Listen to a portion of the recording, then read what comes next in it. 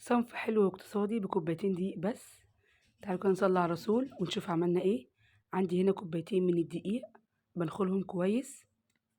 بعد كده بنزل عليهم بمعلقة من السكر ونص كيس خميرة ومعلقة كبيرة من النشا.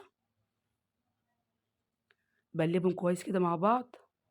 بكون محضرة كوباية مية دافية جنبي، بنزل واحدة واحدة كده بالمية، مبنزلش كلها مرة واحدة لغاية ما اوصل لعجينة مناسبة هوريها لك دلوقتي. بفضل اقلب كده واحدة واحدة، بنزل بالمية واحدة واحدة كده. أهم حاجة بس المية تكون دافية عشان الخميرة تتفاعل معايا. بصوا كده لغاية ما أوصل للقوام اللي انتوا شايفينه ده. دي خدت مني تقريبا بالظبط كوباية وربع مية. بعد كده غطيتها، بصوا خمرت معايا مفيش نص ساعة. بقلب كويس كده، بخرج منها الهواء. بعد كده بجيب طاسة طبعا فيها حبة زيت، ومبكونش مسخنة قوي، تمام. وبجيب معلقة وجنبي كوباية فيها نقطة زيت وحبة مية صغيرين. ببل المعلقة الصغيرة قبل ما اخد ايه، قطعة كده من البقلاوة، وبنزل بيها كده واحدة واحدة عشان ما تلزقش مني. بغرز الأول المعلقة في قلب المية بالزيت، وبعد كده باخد ايه قطعة من العجين وبنزل بيها. هتنزل معاكي ومش هتلزق. بنزل كده واحدة واحدة.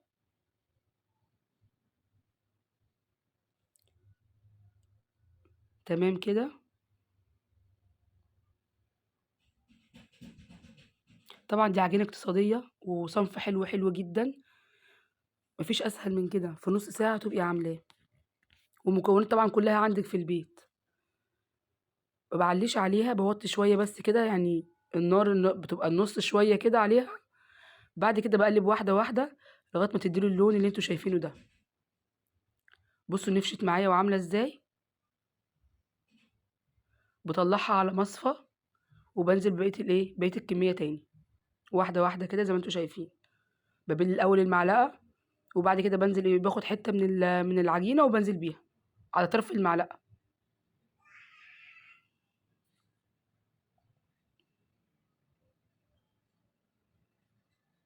بصوا بتنزل هنا في الزيت بتنفش ازاي، مفيش دقايق وتبقى تديني اللون الجميل ده.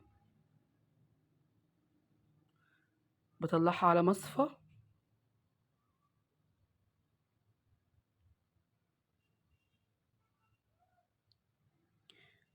بصوا كده تمام. هنا خلاص. بصوا العجينة من جوه عاملة ازاي. هنا عندي سكر بودرة طحنته ورشيت كده عليه. طبعا عايزة تحطي عندك شوكولاتة تمام، عندك عسل تمام. اللي بالطريقة اللي بتحبيها تقدمي بيها قدمي بيها.